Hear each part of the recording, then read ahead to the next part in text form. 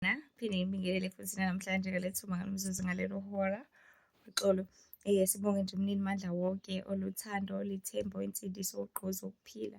Sibonga uthando lakhe, ubele bakhe, umusa wakhe nobungcwele bakhe. Yazi ngibuyela nje umhlabelelo ngalesi sikhathi othi mangabikho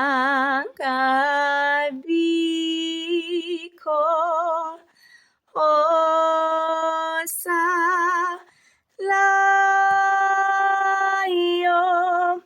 mhlaba ngcwele beyobiswa. Yazi ukuthi izulu the more lisithethelela, the more lisiphilisa, the more lisenzela umusa, the more lisenzela umusa ngaphezu komusa, ingoba uKristu akekho ananoyedwa alangazelela ukuthi asale. Akekho nanoyedwa alangazelela ukuthi alahlwe. Akekho nanoyedwa alangazelela ukuthi abhujiswe. Remember incwadi kaPetro, Petro wesibili chapter 3 verse 9, oyimpendulo yalo mbuzo abantu abahlezi beyibuza bona bathi shayisho ukuthi uNkulunkulu ayikho lento angeke asabuya, hayi vele nje umhlaba kade kwathi uzobhubha namhlanje awukakabhubhi, akakenzeki lutho, kudlalwa ngathi senziwe ilima nani. uNkulunkulu akuvezayo lapho uthi inkosi kayilibali ngesithembiso sayo, njengalokho abanye bathi kungokulibala, kepha iyanibekezelela, ingathandi kubhubhe namunye, kepha kuba bonke bafinyelele kuphi? Ekusindisweni. So sonke abantu baNkulunkulu sibusiswe ngethuba lokuthi sisindiswe, ngoba ukuphila kukodwa kuwukusindiswa. Ubaba kayichaze le ndaba ukuthi ukusindiswa akusilona ibandla, but ukusinda yazi yini? Ukuthi makade nigibelile etekisini bawu-16 igingqike ubusale wedwa uphila, ukusindiswa lokho. Shuthi nathi bantu baNkulunkulu njengoba befa abantu everyday, khona oshonayo njengamanje esibhedlela, khona oshona izolo ebusuku, khona okade ezala ethi uyazala kwasala yena, noma kwashona ingane, noma kwenzeka ini nani, noma kwashona yena kwasala ingane, kwashona ingane kwasala yena, noma khona ogingqike nemoto, khona abalungisela ukuthi bayodlula emhlabeni njengoba nje abantu belungisela amaphasika nani, isitha sesivele sesibahlelele, ey'nqoleni zomlilo sesivele sibahlelele le labe makudeni la beyakhona, sesivele sesihlelele izinto eziningi. So ukusindiswa ukuthi kukona konke okwenzaka lapha emhlabeni uphume ungena, because ngokuhamba kwakho emsebenzini ugibela inqola zomlilo udriver, kungenzeka noma yini, kodwa ngokubuya usaphila, usaphefumula, usakwenza konke, ukusindiswa lokho.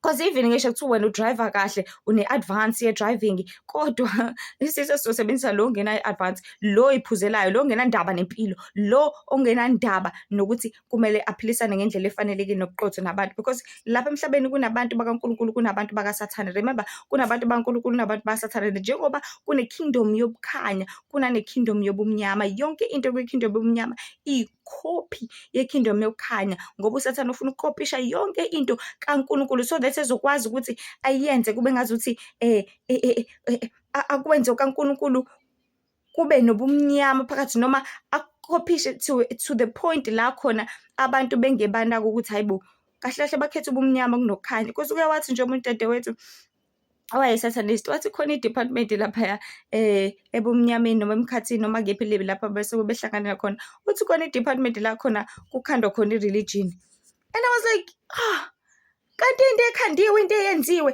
into exactly. So baningi abantu ababamba i-religion bezitshela ukuthi kahle kahle iyona nto ezoba yisezulwini, kanti cha, i-religion nje is just set of rules abantu abacabanga ukuthi abasondeza uNkulunkulu, kanti cha, ukusondeza ebandleni lakho, ukusondeza kumfundisi wakho, ukusondeza kubazalwane, ayikusondeza uNkulunkulu.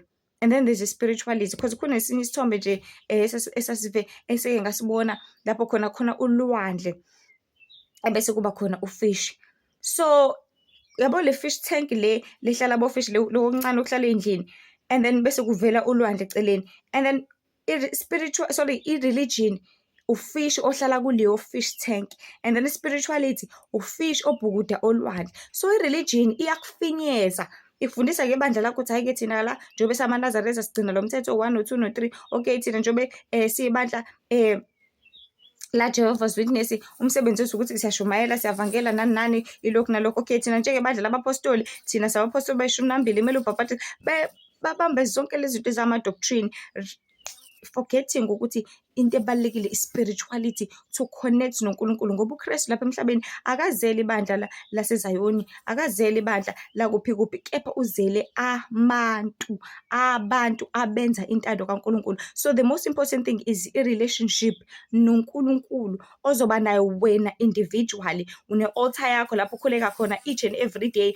unendawo yakho lapho khona njalo uNkulunkulu ukhuluma naye, uxhumana naye ngezwi lakhe, ngokufunda ngaye, ngokwenza intando yakho. Uzibuze ekuseni njengoba u-Enoki abantu kaNkulunkulu evuka ekuseni abuze ukuthi, Nkosi, ngingakwenzelani namhlanje engakuthokozisa? Nkosi, ngingathini? Ngingahambaphi? Ngenza ini? Even noKristu, because into engifuna siyifunde namhlanje ukuthi ivangeli likaKristu lalizokwenzani lapha emhlabeni, ivangeli likaKristu lalizokwenzani lapha emhlabeni. Okubalulekile okusemqoka kumele sikwazi ukuthi uJesu wayezosifundisa, because izulu the more kuthunyelwa iy'thuni zisuke zizofundisa ukuthi njengamanje kwenzakalani. Okay, kule era nakulesi sikhathi nakule zinto esezikhona njengamanje, izulu lilindeleni kuwe. Remember kuze kufika lezi ey'ngelo ezizu-200 ama-watchers oSamyaza o-Azaziel babezofundisa abantu ngomhla woNoah ukuthi uNkulunkulu ukhonzwa kanjani, ukuthi uNkulunkulu ulindeleni kinina, ngoba abantu basebeqalile sebona. Remember from inzalo kaKhayini, inzalo engenzi kahle phambi kaNkulunkulu. So uNkulunkulu ngokuletha leza zithunywa wayenzela ukuthi abantu bezokwazi ukuthi bafunde ukuthi uNkulunkulu ulindeleni kubo. Kwahamba isikhathi kwaze wafika lapho khona uKristu ezithi, hhayi-ke kulungile baba, ngizokwehla mina. Mefika uKristu lapha emhlabeni wafika wazila ukudla, ngithi 40 days. So uma ulikholwa ukuzila into yakho. Wafika uKristu wabhabhadiswa enomoya kaNkulunkulu engakudingi, because engakudingi ukubhabhadisa uKristu. Remember uyingelosi phela. Wafika wabhabhadiswa naye, wangena emfuleni iJordani, amanzi ahambayo. So wena ubhabhadiswa ngani? Wase wakhuluma noNicodemus kuJohn 3 wathi, ngingenze, because uNicodemus wayebuza ukuthi ngenze njani ukuze ngibone umbuso wezulu? Wathi ngiqinisile ngithi akekho uyobona umbuso wezulu uma engazalwanga kabusha. Wathi kanjani? Ngibole esiswini sikamama ngizalwe kabusha. Wathi cha, kumele uzalwe kabusha ngamanzi nangomoya. Ngamanzi ukuthi uyobhabhadisa ungene emanzini ecwilile ahambayo, ngomoya ukuthi wamukele umoya kaNkulunkulu ngendlela ongawamukela ngayo ukuthi uNkulunkulu ahambe ngawe. Thina-ke ngokwamukela umoya kaNkulunkulu siye sibuyele khona emanzini sithi, Nkosi, ngokungena kwethu emanzini sicela ukuthi samukele umoya wakho ukuze uhlale nathi usitholele njalo, ngoba uhamba nolizwi ikona okubalulekile okusemqoka, ngoba ukusiza kuyona yonke into lapha emhlabeni. Akakusizi kuphela amakosante, because into engeke ngisho ngithi mina abantu baNkulunkulu asiyekeni ukuyilambisa. Ayekho umuntu othi sisake masikhala sithi athi hayi sidlile last month, hayi sidlile last week, ngisuthi ngiright, lutho uyakwaqazisa uhambe ekhishini. Lokho khona uyakwenza, iparishi, ukudla, umfudumeza, whatever. Nasemini wenze the same thing nantambama. Kodwa imphefumulo yethu sinesibindi sokuyilambisa. That is why ufika ngale kwethu uqale baphansi ukhala uthi, awe mangilambile, ngiyahambaza, ngiyagodola, because awudlanga wasutha lapha emhlabeni ukudla komphefumulo. Lo ozothi ukudlile bese uyahamba uyosebenza, usebenze wenjani? Wakhe indlu yakhe ngale kwethu, because la emhlabeni uthi usudlile iparishi uhambe emsebenzini. Angithi uma uya emsebenzini ufika lapho usebenze uhole lo 5,000 wakho, kulo 5,000 bese uyawuncuza uthenga igrosa ebese uyakha. Angithi so nathi lapha emhlabeni uma sidla izwi kaNkulunkulu each and every day, uvuke ekuseni ubuze uNkulunkulu, Nkosi ufunani kimi, bese uyakuvulela uNkulunkulu akholele encwadini, mhlawumbe let's say incwadi yaDuteronomy 10:12 ukuthi uJehova ufuna ukuthi umthande uhambe ngezindlela zakhe. Usuyasuka-ke manje because umphefumulo wakho udlile. Angithi uyazi ukuthi uma usudlile umphefumulo wakho uNkulunkulu noma uKristu wasesiyaleza ukuthi asihambeni sishumele ivangeli kwizizwe zonke. Matthew chapter 10 ukuthi masihambe sishumele kumizi yonke yakwa-Israyeli sithi bantu phendukani ngoba umbuso wezulu ususondele. So ngale nkathi usuyijovile, usudlile izwi kaNkulunkulu, usuyazi ukuthi uyobatshelana abantu, usuyazi ukuthi uyothini emhlabeni noma emphakathini, usuyazi ukuthi noma ugibela kuleyo bhasi uzofika ubatsheleni abantu, usuyazi ukuthi uzothi uma ungena kwimizi ngemizi ubatsheleni ukuthi bantu phendukani ngoba umbuso wezulu ususondele, uhlenga usindise ubhabhadiswe ngokuphela kwezinto zonke sekufikile. Ngaleyo ndlela uthi uma ushumayela ebese kuba khona noyedwa umphefumulo, just one, because izulu lifuna just one. Mase kutholele lo mphefumulo loyo, hayi-ke indlu yakho yakhiwe ezulwini. Kufana nasemsebenzini, ususebenzile i-production, kuyajatshulwa sekungenile imali. Uyakwazi ukuthi uthole imali yakho ukuthi uwazi wakhe indlu yakho. So nalapha emhlabeni bantu baNkulunkulu sisebenzela imphefumulo yethu ukuthi uma usuphendulile abantu noma watshela ngevangeli laNkulunkulu, ngale nkathi umuntu esizakala, ngale nkathi ebuyela uNkulunkulu, ngale nkathi ethi Nkosi ngiyabonga, kodwa leya ngane athi Nkosi ngiyabonga, yazi yangisiza, yazi yangikhulekela, bunga impilo yami, ngale nkathi uthumeka, obviously ubekela ukukhula. Ngithi kufana nengane uzoyithuma, mhlawumbe uzoyithuma kude uzuthi hawu Nkosi yami inganyameza sishiswe ilanga, ebese uyasala uyilungisela ukudla. Uyasala uyilungisele omunye kaze ayiphe ngisho imali. Uthi hayi suhambe umunca Nkosi yami nakhu u-2 rand uthenge usuphakhula endleleni. So nathi uNkulunkulu ngeke aze vele asithume nje sinoma kanjani kanjalo bese siyasibuka because uNkulunkulu onothando, uNkulunkulu wezibusiso. Uyabona indlela esenza ngayo ngoba singonkulunkulu thina singabantu. Thina njengoba sinemphefumulo sinesicu sikaNkulunkulu, nathi sike sihambe njengaye, nathi sicabange njengaye, nathi sike sifune silangazele ufuna ukuphila njengaye. So bantu baNkulunkulu, izinkulu ezimnandi indaba zombuso wezulu zithi ivangeli laKristu lalingazile uzochitha umthetho kaNkulunkulu, lazogcwalisa. So ngokonke uKristu akwenzile, wabhabhadiswa nawe kumele ubhabhadiswe, wazila nawe kumele uzile, wayekhuleke njalo entabeni nawe khuleka. Wathi babusisiwe abanethango ngoba uhawukela, busisiwe abaphayo ngoba isandla esiphayo ngoba siyokwamukela isongaphezulu kwaloko.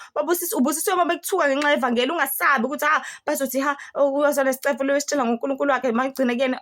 Ncamela ukuthi uzondwe abantu kunokuthi uzondwe uNkulunkulu. Ncamela ukuzonda omakhelwane uthi uzonda umzali wakho, because umakhelwane akakuphakeli kodwa umzali wakho wenza njani? Uyakuphakela, ukunikeza iy'mpahla, ukunikeza zonke izinto. So ungancamela ukuthi usuke kini ulahlwe kini bese uyothanda omakhelwane abangenandaba nawe. So nathi lapha emhlabeni bantu baNkulunkulu, if singamakholwa sesimthanda simazi uKristu Jesu, asincamele ukuthi silahle konke ngoba bonke abantu ngeke baze basisiza ngalutho. Sibambelele uNkulunkulu ngoba yena uyohleze esisiza ngothi uhleze sinakekele sibhekile. Sona njalo kodwa usasibusisa ngelanga, ukhale ngalo uthi awulaze lashisa kodwa aphinde akuvuse nje lisashisa kanjalo ngoba unobhasikidi ongcolile kunjalo ozodinga ukuthi uphinde uwashe unike kulona leli langa okhala ngalo. Usesavelelwe imvula kodwa wena uzolamba futhi, kodwa le mvula iyona ekwazi ukuthi inisele leyo mbila ukhiphe impuphu ngoba uzophinda uthi ngihalela amasi. So khona konke sonke isikhathi bantu baNkulunkulu, asilingiseni uKristu. Ivangeli lakhe lokuthula, elokusiqondisa, elokusihambisa endleleni efanelekile nasekulungeni, khona sobuyela ebukhweni baNkulunkulu sifaneleke nathi ukungena embusweni wezulu. Izulu liyakubiza nawe, liyangibiza nami, liyasibiza sonke, liyasilangazelela. Nathi masikulangazelela ukuphila okuphakade ngokwenza intando kaNkulunkulu. Inkosi nje ibe nani, inibusise, sihlale ebukhweni baNkulunkulu, nizondle ngezwi kaNkulunkulu, khona sizokwazi ukuthola ukuphila okuphakade. Sanakekeni imiphefumulo yethu bantu baNkulunkulu ngoba inyama iyafa, inyama iphela lapha emhlabeni, kepha umphefumulo iyahamba uphila ingunaphakade ngoba wona uyispirit. Inkosi ibe nani, inibusise ngelihle lengcwele ethandeka igama loNkosi uJesu manje uzephade. Amen. Sikhumbule ukuthi uNkulunkulu esizonda isono, uNkulunkulu uyabuthanda ubungcwele. Inkosi ibe nani, manje uzephade. Amen.